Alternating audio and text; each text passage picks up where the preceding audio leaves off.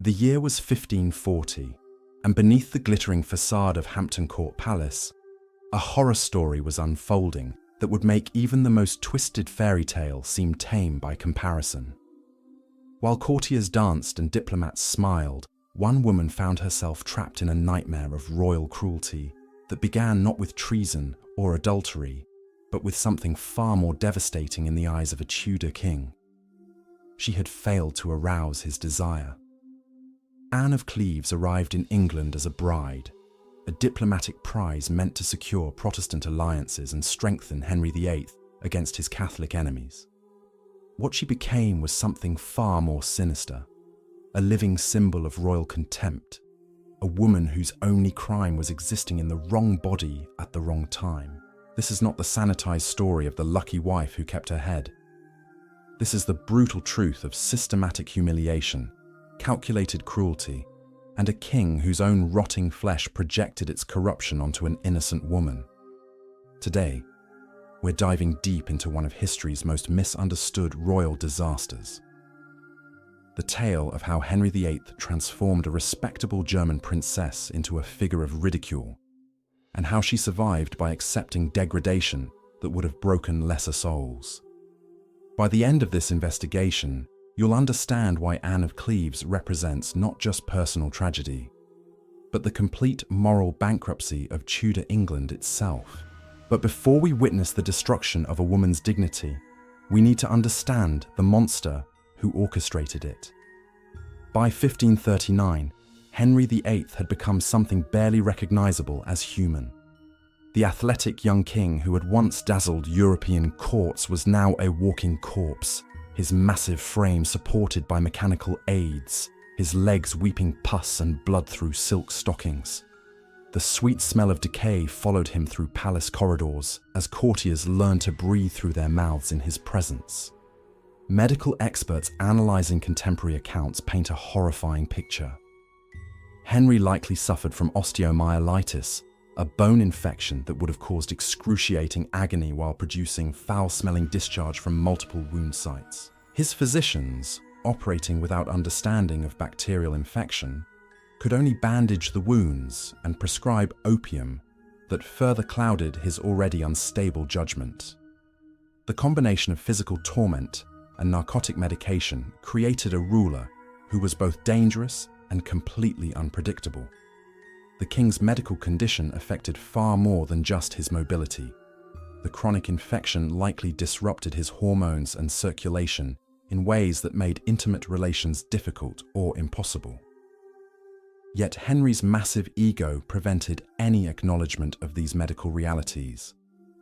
Instead, he blamed his wives for his own physical limitations, creating elaborate psychological defenses that transformed medical symptoms into moral judgments about feminine adequacy. This was the diseased tyrant who would soon pass judgment on Anne of Cleves, projecting his own bodily corruption onto a woman whose only failing was her inability to restore his shattered masculinity through sheer force of attraction. Meanwhile, across the Channel in the German Duchy of Cleves, a 24-year-old woman was preparing for the role of her lifetime. Anne had been raised in the disciplined court of her brother, Duke Wilhelm, educated in languages, music, and the diplomatic graces expected of noble wives. She understood duty above personal feelings, a trait that would prove both her salvation and her curse in the treacherous world of Tudor politics. The political necessity driving this marriage cannot be overstated. England stood isolated in Europe, threatened by the Catholic alliance between France and the Holy Roman Empire. Henry's break with Rome had cost him crucial allies, and his realm teetered on the edge of diplomatic catastrophe. The Protestant German states offered salvation, and Anne represented the key to this alliance. Her brother commanded respect among Lutheran princes, making this marriage not romantic theatre, but a matter of national survival. Yet even as diplomats negotiated treaties and dowries, Henry's personal anxieties were already poisoning the arrangement. The once confident king now struggled with deep insecurities about his physical decline. He demanded constant validation of his desirability while simultaneously becoming less capable of the intimate performance that might justify such validation. The stage was set for disaster before Anne ever set foot on English soil.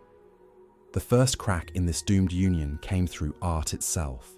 Hans Holbein's portrait of Anne sealed her fate before they ever met.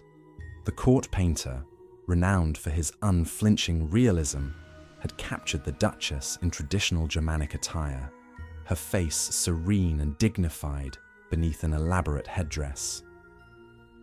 To modern eyes, she appears pleasant, even attractive, but Henry's expectations had been inflamed by diplomatic flattery and his own desperate need for validation. The king studied that portrait obsessively, building fantasies that no mortal woman could fulfill. His courtiers, understanding exactly what their monarch wanted to hear, embellished the painting's promise with elaborate descriptions of Germanic beauty and virtue. They spoke of skin like fresh cream and eyes that sparkled with intelligence, creating an impossible standard that would doom Anne before she ever reached England. When Anne's entourage finally reached English shores in December 1539, they brought with them the hopes of two nations and the weight of Protestant alliance. The Duchess herself had prepared for months to become Queen of England. She had studied English customs, practiced the language, and even learned new dance steps to please her royal husband. Her dowry chests overflowed with Germanic treasures that represented her family's wealth and status. The meeting at Rochester shattered all illusions in a single, catastrophic moment. Henry, disguised as a humble messenger in what he believed to be romantic courtly tradition, burst into Anne's chambers expecting to surprise and delight his bride. Instead, he encountered a woman who failed to recognize him, and worse still, failed to swoon at his presence. Anne, raised in the more formal Germanic court, responded with polite confusion rather than passionate recognition. This cultural misunderstanding became the first crack in their doomed relationship. Where Henry expected instant attraction and grateful submission, he found dignified bewilderment. The woman before him, foreign and unfamiliar, failed to validate his carefully constructed mythology of irresistible masculinity. Henry's immediate revulsion was palpable and witnessed by everyone present. His face darkened with barely contained fury as political necessity crashed against personal pride. In that moment, Anne became not just a disappointment, but an active threat to his self-image. The marriage would proceed because diplomatic obligations demanded it, but Henry's cruel campaign against Anne's reputation began that very day. The whispers started immediately. Courtiers who had praised the coming union now murmured about the bride's foreign ways, her unfamiliarity with English customs, her failure to meet their sovereign's refined expectations. These weren't spontaneous reactions, but calculated acts of political theatre, designed to provide Henry with justification for his own inadequacies. The wedding ceremony on January 6, 1540, unfolded like a funeral masquerading as a celebration. Henry stood resplendent in cloth of gold despite his deteriorating health, while Anne wore magnificent robes that could not disguise the king's obvious disgust. Foreign diplomats strained to interpret the subtle signs of royal displeasure that rippled through Westminster Abbey's ancient stones. Anne herself maintained regal composure despite the humiliation brewing around her. Trained in Germanic court discipline, she understood duty above personal feelings. Yet she could not have comprehended the depths of English court cruelty that awaited her. This was not a celebration of love or political alliance, but the public degradation of a woman who had committed no crime beyond failing to enchant a diseased tyrant. That night, the royal bedchamber became a theatre of shame that would define Anne's entire experience in England. Henry, whose body now resembled a walking corpse more than a virile king, approached the marriage bed with all the enthusiasm he might reserve for his own execution. His leg ulcers, wrapped in stinking bandages, leaked through silk sheets, while he blamed Anne for his own physical revulsion. The consummate performer who had charmed courts across Europe found himself impotent before a woman whose only crime was existing in the wrong place at the wrong time. Unable to acknowledge his own decay, Henry crafted a narrative of feminine inadequacy that would echo through history books for centuries. He complained to his physicians about Anne's body, invented stories about her smell, and suggested ways that her foreign somehow corrupted his natural masculine responses. These lies, whispered in royal chambers and repeated by sycophantic courtiers, transformed a woman's dignity into public entertainment for a court that thrived on others' misfortune. The systematic destruction of Anne's reputation had begun in earnest, and it would only accelerate as Henry's own condition worsened and his need for scapegoats grew more desperate. The court's treatment of Anne revealed the systematic cruelty that defined Tudor governance at its most vicious. Within days of the wedding, courtiers who had once competed for her attention now mocked her Germanic accent with theatrical exaggeration. They ridiculed her unfamiliarity with English customs, turning every cultural difference into evidence of her fundamental inadequacy as a queen. Even her choice of perfumes became fodder for cruel jokes whispered behind painted fans. Ladies-in-waiting, those supposed companions and confidants, transformed into spies and saboteurs. They reported every perceived flaw to Henry's eager ears with the dedication of professional torturers. The Queen found herself isolated in a nest of vipers, where survival meant enduring daily humiliations with silent grace, while her every movement was scrutinized for signs of foreign corruption. Henry's courtiers understood their role in this elaborate performance of royal displeasure. To curry favor with their increasingly unstable monarch, they competed to devise new insults and observations that would validate his rejection of Anne. Her clothing became too foreign, her manners too Germanic, her very presence an offense against English sensibilities. These attacks were not spontaneous expressions of xenophobia, but calculated acts of political theatre designed to provide Henry with the justification he desperately craved. The transformation from queen to scapegoat happened with terrifying speed. Within weeks, Anne had become a living symbol of everything wrong with foreign influence in English politics. Pamphlets appeared suggesting that Germanic women were inherently unsuitable for English men, while court poets crafted verses celebrating the superiority of native-born beauties. This propaganda campaign served a dual purpose, normalizing Henry's rejection while preparing public opinion for the annulment that everyone knew must come. Even worse than the public humiliation was the private torment inflicted by royal physicians who examined Anne's body for evidence of the defects Henry claimed to perceive. These intimate violations, conducted under the guise of medical necessity, represented the ultimate degradation of a woman who had entered England as an honoured guest and ally. The reports from these examinations, carefully crafted to support Henry's narrative, would be preserved in royal records as evidence of Anne's unsuitability. Henry's physicians, terrified of suggesting that royal health might be compromised, collaborated in blaming external factors for the king's obvious decline. They diagnosed Anne with imaginary conditions, suggesting that Germanic humours, or foreign dietary habits, had somehow corrupted the king's natural vitality. These medical opinions show how professional knowledge was subordinated to political necessity in Tudor England. The progression of Henry's illness can be tracked through diplomatic accounts that note his increasing isolation and erratic behaviour. By 1540, foreign ambassadors reported that audiences with the king required extensive preparation to mask the smell of his infected wounds.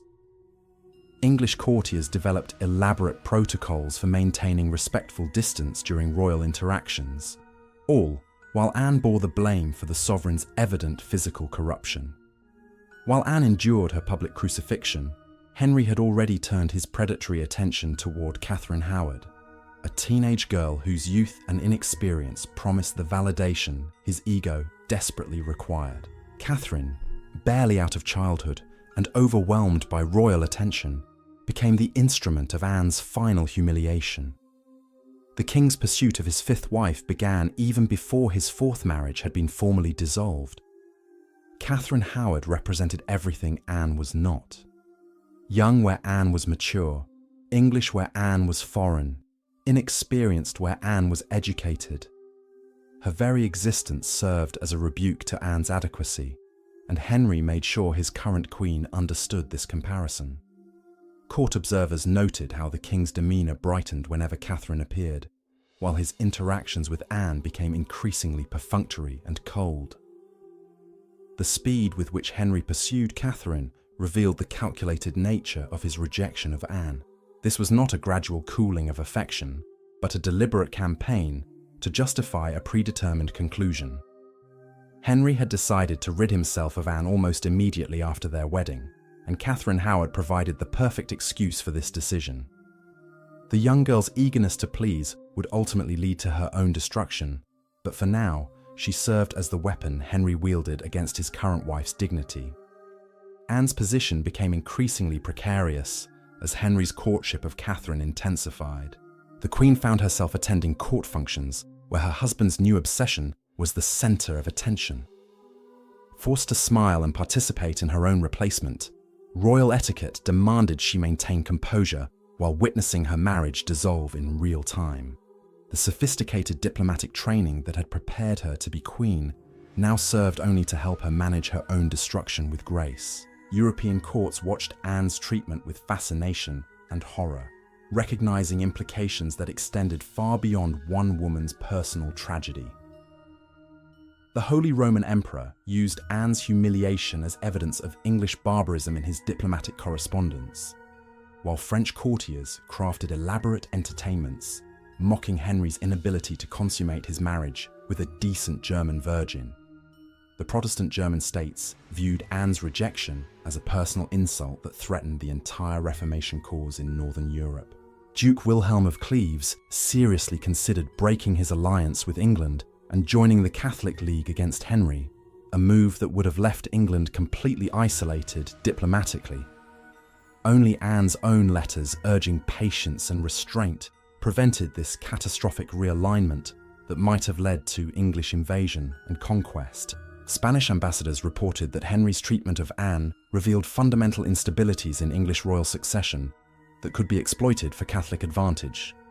These reports show how Anne's personal tragedy became a factor in international military planning, with Catholic powers calculating that England's internal weaknesses made it vulnerable to reconquest for the true faith. The machinery of annulment began grinding forward with ruthless efficiency. Thomas Cromwell, the architect of Anne's marriage, now found himself tasked with its destruction, a cruel irony that would ultimately cost him his life. Legal scholars scoured canon law for precedents, while theologians crafted arguments about consummation and consent that would provide Henry with his desired freedom. Parliamentary committees investigated the marriage's validity with predetermined outcomes, interviewing witnesses who understood exactly what testimony would preserve their positions at court. Anne's foreign birth became evidence of impediments to valid marriage, while Henry's claims of non-consummation were accepted without question despite their obvious fabrication. The legal proceedings resembled show trials more than genuine inquiries. The most insidious aspect of the annulment process was how it transformed Anne's cooperation into further evidence of her inadequacy. When she agreed to testify about the marriage's non-consummation, court observers noted her unnatural willingness to discuss such intimate matters. When she remained silent about Henry's treatment, this was interpreted as proof of her foreign inability to understand English emotional expression. Religious authorities, terrified of contradicting Henry's will after witnessing the fates of Thomas More and John Fisher, provided eager theological justification for whatever the king desired. Bishops, who had once celebrated Anne's Protestant faith, now discovered impediments in her Germanic religious practices. The speed with which these learned men reversed their positions revealed the complete corruption of institutional integrity under Henry's reign. Anne's survival was not merely passive endurance, but an active campaign of intelligence gathering and strategic relationship building. During her brief marriage, she had quietly cultivated relationships with German merchants, Protestant reformers, and English nobles who viewed Henry's treatment of her as symptomatic of broader concerns about royal stability. These networks would prove crucial to her ultimate survival and prosperity. The Germanic merchant communities in London had watched Anne's humiliation with particular horror, understanding that her treatment reflected Henry's broader hostility toward foreign influence in English commerce. These merchants, who controlled significant portions of England's wool trade and banking systems, quietly supported Anne through advantageous property deals, favorable exchange rates, and information about political developments that might affect her security. Their support was subtle but crucial, providing her with economic independence that went far beyond Henry's official considerations. Anne's correspondence reveals a woman far more politically astute than history has recorded. She maintained careful communication with her brother, Duke Wilhelm, and other German princes, providing them with intelligence about English political developments while never crossing the line into outright espionage. This delicate balance required extraordinary diplomatic skill, as she had to appear loyal to English interests while secretly serving as an informal ambassador for Protestant German states. Her household at Richmond Palace became an unofficial embassy for German nationals seeking assistance in England. Anne provided legal advice, financial aid, and political protection for merchants, scholars, and refugees who found themselves vulnerable in Henry's increasingly xenophobic kingdom. These activities were conducted with such discretion that English authorities remained unaware of their extent, allowing Anne to build a power base that existed entirely outside official recognition or control. The terms of Anne's surrender were surprisingly generous, reflecting both Henry's relief at avoiding another bloody spectacle and his genuine fear of the political consequences of executing a Germanic princess. She would retain the title of the king's sister, receive substantial lands and income, and maintain a position of honor at court as long as she never challenged the annulment's validity. In exchange, she would publicly acknowledge that her marriage had never been valid, that she remained a virgin, and that Henry's rejection stemmed from legitimate canonical concerns rather than personal caprice. This bargain represented a masterpiece of political calculation on Anne's part. She had observed the fates of Catherine of Aragon and Anne Boleyn, understanding that defiance led only to destruction, while submission offered the possibility of survival. Her Germanic upbringing had taught her to value practical outcomes over emotional satisfaction, making her uniquely suited to navigate Henry's treacherous court. Where other queens had chosen martyrdom or defiance, Anne chose pragmatic accommodation to power. The signing of the annulment agreement occurred with ceremonial dignity that masked its essential brutality. Anne, dressed in the rich robes her marriage had provided, formally renounced all claims to queenly status, while Henry's commissioners praised her wisdom and cooperation. The documents she signed contained clauses acknowledging her own inadequacy as a wife, her acceptance of Henry's version of events, and her gratitude for his merciful treatment of her situation.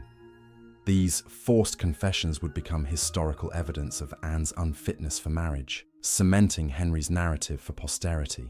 Foreign diplomats observed these proceedings with barely concealed horror, recognizing the implications for their own nation's relationships with England.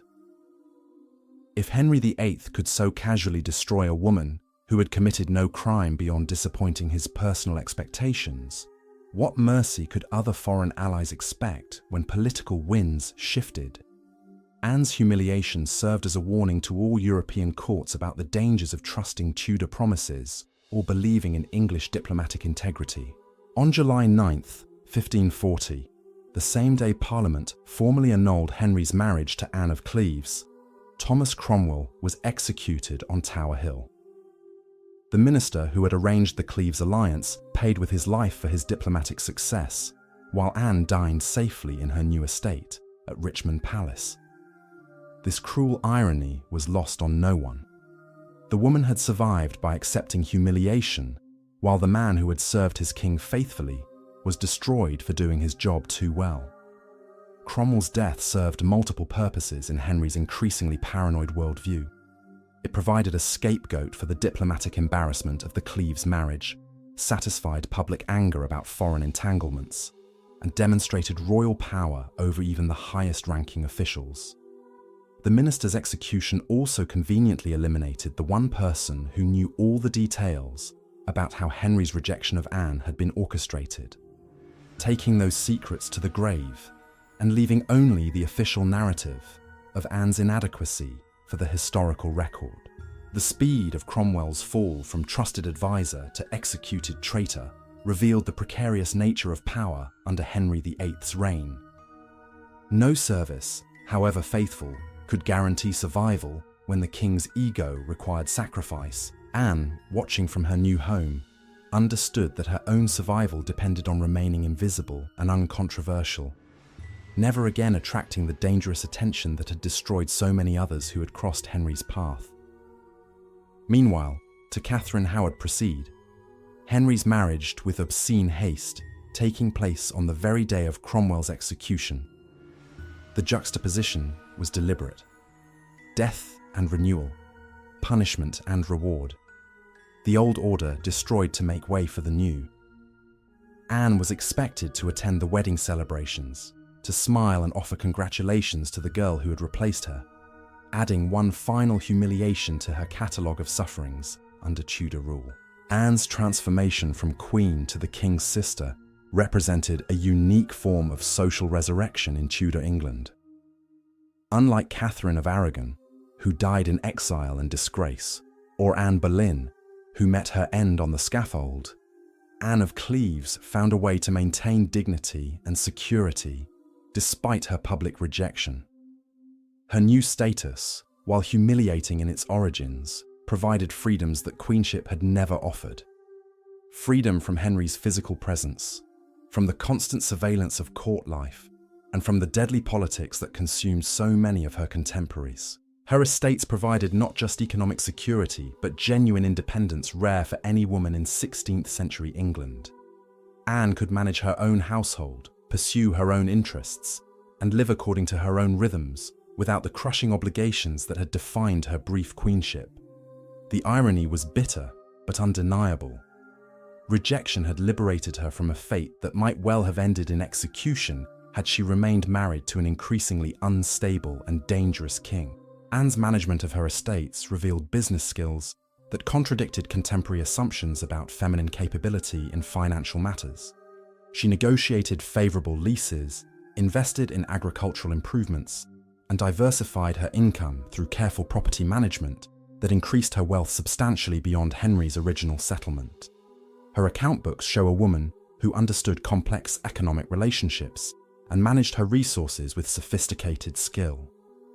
Her investments in English agriculture introduced continental farming techniques that improved productivity on her estates, while providing employment for local populations who came to regard her as a benevolent and intelligent landlord. These innovations demonstrated practical intelligence that belied Henry's characterization of her as intellectually inferior, showing instead a woman who could successfully adapt Germanic knowledge to English conditions.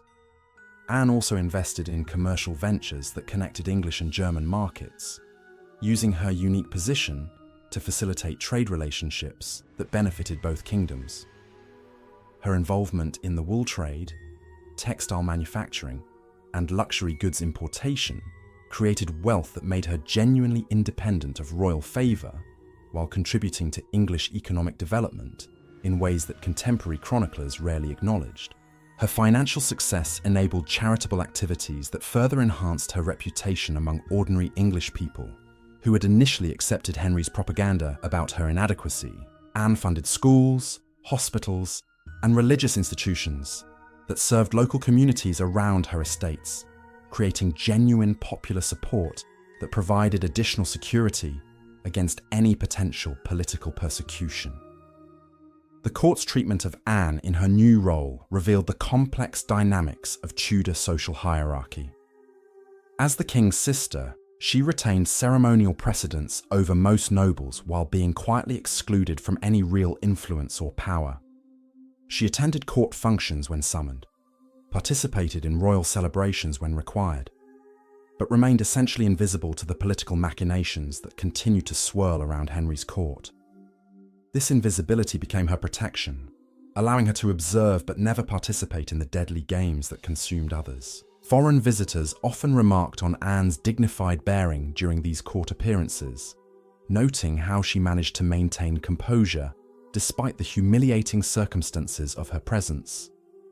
She had mastered the art of being simultaneously visible and invisible, present enough to fulfill her ceremonial obligations, but insignificant enough to avoid attracting dangerous attention.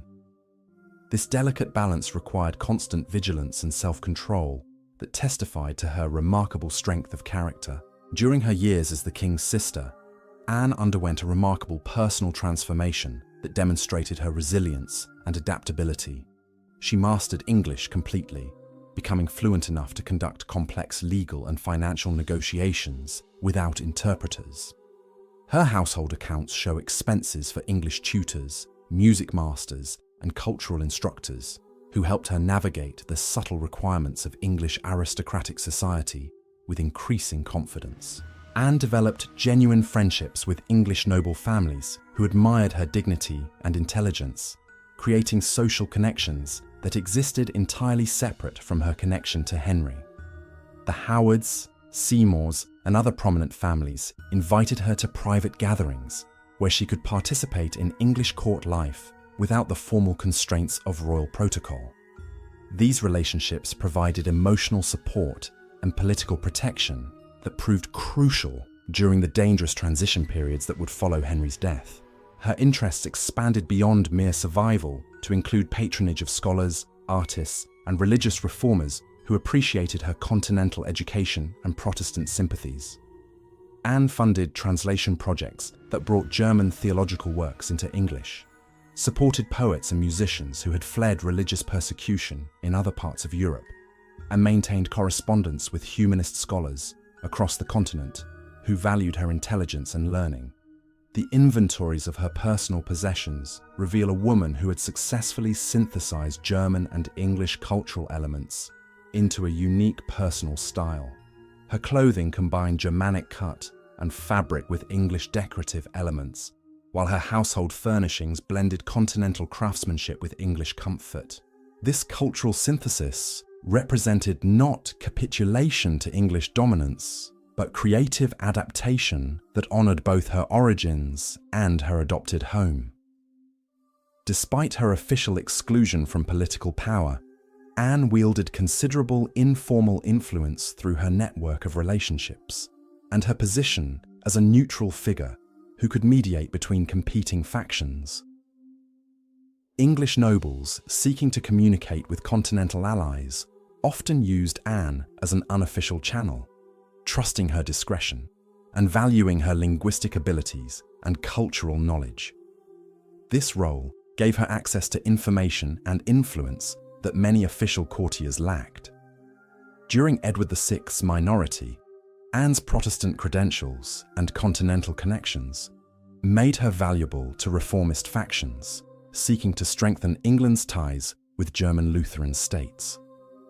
She provided advice on religious policy, facilitated communication between English and German theologians, and helped negotiate the complex diplomatic relationships that shaped English Reformation policy during the 1540s and 1550s. Anne's household became a gathering place for moderate Protestant voices who valued her theological sophistication and her experience of continental reform movements. These informal salons influenced English religious development in ways that traditional political histories have overlooked, as Anne's German perspective provided alternatives to the more radical Protestant positions that dominated official English policy during Edward's reign. Her careful neutrality during the succession crisis that followed Henry's death demonstrated political wisdom that many official courtiers lacked, while others committed themselves to specific factions and risked destruction when political winds shifted. Anne maintained cordial relationships with all parties while avoiding any commitments that might compromise her security or independence. This strategic ambiguity served her well as England lurched between Protestant extremism under Edward and Catholic restoration under Mary, allowing her to survive transitions that destroyed countless others who had chosen sides too early or too definitively. Anne's survival strategy proved its wisdom as Henry's reign grew increasingly unstable and violent. She watched from her safe distance as Catherine Howard was arrested, tried, and executed within 18 months of their wedding. The girl who had been used as a weapon against Anne's dignity became another victim of Henry's murderous impulses, her youth and inexperience providing no protection against royal paranoia and cruelty. The destruction of Catherine Howard served as grim validation of Anne's choice to submit rather than fight. Had Anne resisted the annulment, demanded her rights as queen, or attempted to rally foreign support for her position, she would likely have met the same fate as Henry's fifth wife. Instead, her pragmatic acceptance of humiliation had purchased not just survival, but genuine security in an increasingly dangerous realm where royal favor could transform into deadly hostility without warning or reason. As Henry aged and his health deteriorated further, Anne's position actually improved. The king's attention turned toward his final wife, Catherine Parr, while his earlier marriages faded into uncomfortable memories he preferred to ignore. Anne's quiet dignity during her years of exile had gradually rehabilitated her reputation among courtiers who had once participated in her public humiliation, many of whom now regarded her survival with something approaching admiration. The contrast between Anne's thriving independence and Henry's accelerating decay became increasingly stark as the 1540s progressed. While she built a network of relationships and economic security that would outlast any political upheaval, the king who had rejected her continued his grotesque decline into physical and moral corruption. His leg ulcers had spread and deepened, requiring increasingly desperate medical interventions that only added to his suffering while providing no relief. Court physicians applied poultices containing everything from boiled onions to powdered human skull, desperate remedies that reflected the limitations of Tudor medicine and the exceptional measures taken for a patient of Henry's status. The liberal application of opium dulled his pain but further clouded his already deteriorating mind, creating episodes of near delirium where he would ramble about the ghosts of executed rivals or call out for wives long dead. The psychological torment matched the physical. Henry had once been the most feared man in England, his word literally life or death for any subject. Now he found himself helpless against the betrayal of his own flesh, unable to control the very body that had once symbolized royal power and masculine vigor. The man who had blamed Anne for his inadequacies was forced to confront the reality that the corruption had always resided within himself. Meanwhile, Anne's transformation from rejected queen to respected matriarch continued apace. Her correspondence with continental scholars and theologians established her as a significant intellectual figure in her own right, someone whose opinions on religious and political matters carried weight independent of her connection to the English crown. Her translations of German theological works into English influenced Protestant thought in ways that extended far beyond her official status as the king's honorary sister. The economic empire Anne had built through careful investment and shrewd management provided her with resources that many English nobles envied. Her estates had become models of efficient agriculture and enlightened land management, demonstrating innovations that would eventually influence English farming practices for generations. The woman who had been dismissed as a foreign incompetent had proven herself superior to most native English administrators in both vision and execution. Her charitable foundations had created a network of schools, hospitals, and religious institutions that served communities across southern England. These establishments bore her name and carried forward her values, creating a legacy that would outlast the political turmoil of the Tudor succession. While Henry's other wives were remembered primarily for their relationships to the king, Anne was building something entirely her own.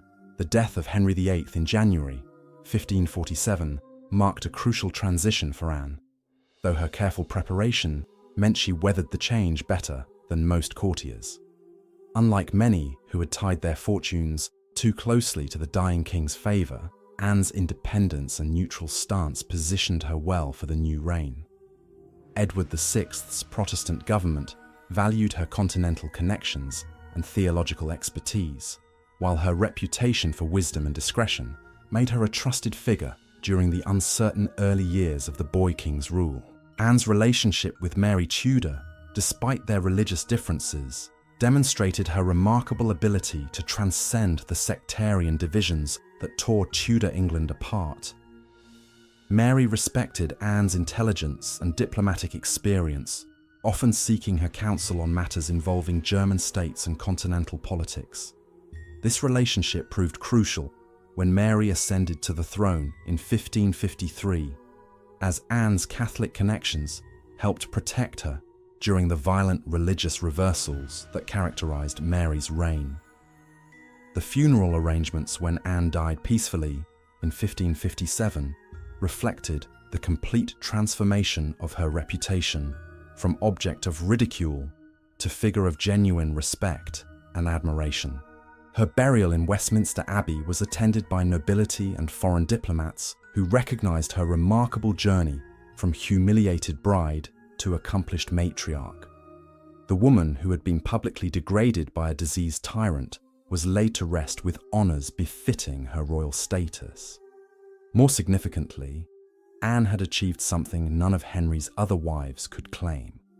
She had defeated the Tudor king not through confrontation, but through endurance, proving that sometimes the greatest victory lies not in fighting monsters, but in refusing to become one yourself.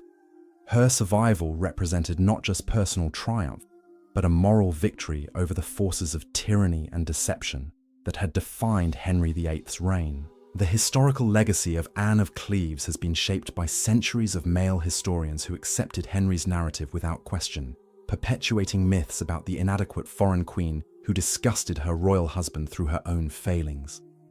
Modern scholarship has begun to pierce through these lies, revealing the truth of a woman who was systematically destroyed by a king whose own body and mind were corrupted beyond redemption. The real stench in the Tudor court came not from Anne's body or clothing, but from Henry's ulcerated legs and diseased soul. The rot that contemporaries whispered about belonged not to the foreign queen, but to the English king, whose vanity and cruelty poisoned everyone around him. In choosing life over martyrdom, Anne achieved something that transcended the immediate circumstances of her Tudor captivity. Her story serves as a testament to the power of strategic thinking, patient endurance, and moral courage in the face of systematic oppression. While Henry VIII rotted from within, consumed by his own corruption and cruelty, Anne of Cleves built a life of dignity, purpose, and genuine achievement that outlasted the tyrant who had tried to destroy her.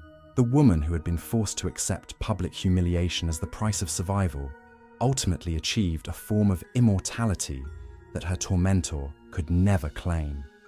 Her legacy lived on in the institutions she founded, the people she helped, and the example she set of how grace and intelligence could triumph over brutality and ignorance. In the end, the joke was on Henry VIII, whose diseased body and twisted mind had made him the very thing he had falsely accused Anne of being. The bitter irony of Anne of Cleves' story becomes crystal clear when we examine the final scorecard of this Tudor tragedy. While Henry VIII lay rotting in his tomb at Windsor, his body so bloated with corruption that his lead coffin reportedly burst from the pressure of decomposing gases, Anne continued to thrive in her comfortable estates for another decade. The king who had blamed her for his own physical inadequacies became a literal monument to decay, while the woman he had publicly humiliated built a legacy of genuine achievement and respect. History has finally begun to correct the record, stripping away centuries of lies to reveal the truth. There was indeed a foul stench surrounding this royal marriage, but it never emanated from Anne of Cleves. The corruption, the disease, the moral rot that poisoned everything it touched belonged entirely to Henry VIII himself. His ulcerated legs, his festering wounds, his diseased mind created the very horror he projected onto an innocent woman whose only crime was failing to cure his impotence through magic. Anne's ultimate victory was not just personal, but philosophical. She proved that dignity could survive systematic humiliation, that intelligence could triumph over brute power, and that sometimes the greatest revenge is simply outliving your enemies while building something beautiful from the ashes of their cruelty.